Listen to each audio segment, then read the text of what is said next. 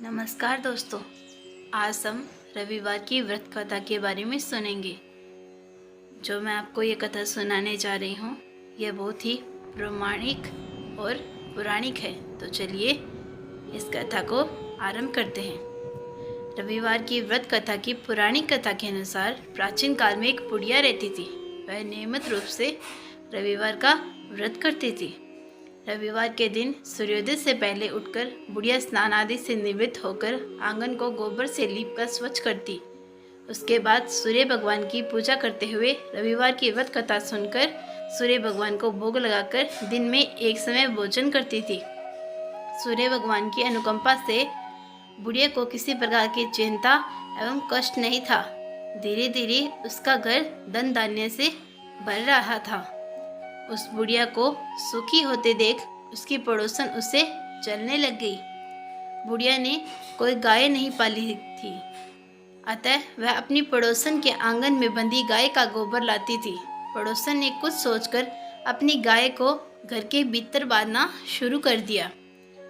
रविवार को गोबर न मिलने से बुढ़िया अपना आंगन नहीं लीप सकी। आंगन न लीप पाने के कारण उस बुढ़िया ने सूर्य भगवान को भोग नहीं लगाया और उस दिन स्वयं भी भोजन नहीं किया।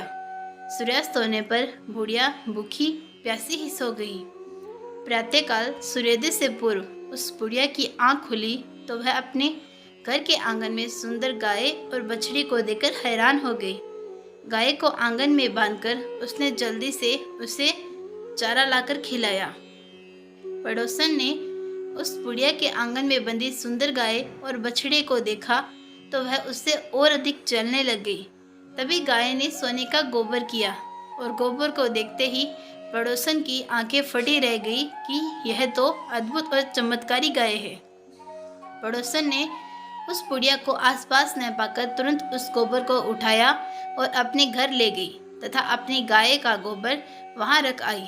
सोने के गोबर से पड़ोसन कुछ ही दिनों में धनवान हो गई। गाय प्रतिदिन सूर्योदय से पूर्व सोने का गोबर किया करती थी और बुढ़िया के उठने से पहले ही पड़ोसन उस गोबर को उठाकर अपने घर ले जाती थी। बहुत दिनों तक बुढ़िया को सोने के गोबर के बारे में कुछ पता नहीं चला।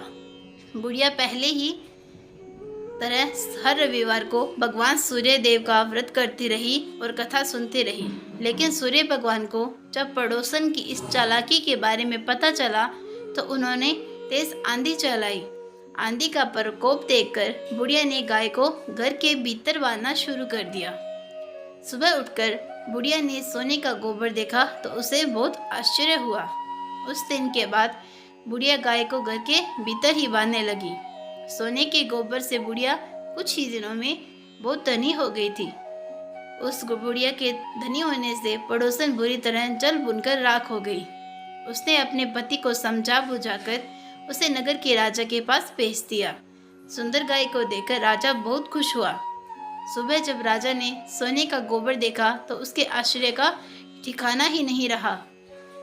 उधर सूर्य भगवान को भूखी प्यासी बुढ़िया को इस तरह प्रार्थना करते देख उस पर बहुत करुणा आ गई।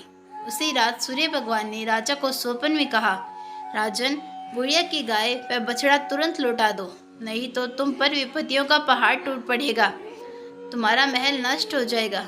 सूर्य भगवान के स्वप्न से बुरी तरह भयभीत राजा ने प्रातः उठते ही गाय और बछड़ा दोनों ही बुढ़िया को लौटा दिया और अपने महल को वापस चला गया। राजा ने बहुत सा धन देकर बुढ़िया से अपनी गलती के लिए क्षमा भी मांगी और राजा ने पड़ोसन और उसके पति को उनकी इस दुष्टता के लिए उन्हें दंड भी दिया। फिर राजा ने पूरे राज्य में घोषणा करवाई कि सभी स्त्री और पुरुष रविवार का व्रत किया करें।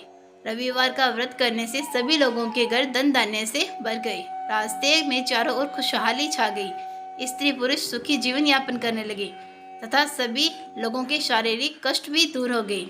हे सूर्य भगवान, जिस तरह आपने उसे बुढ़िया को अपनी भक्ति का फल दिया, इस प्रकार इस कहानी को सुनते, कहते और आपकी भक्ति करने वाले हर इंसान को ऐसा ही फल देना। ऐसी ही ऐतिहासिक और पौराणिक कथा सुनने के लिए हमारे चैनल को सब्सक्राइब जरूर कर लीजिएगा।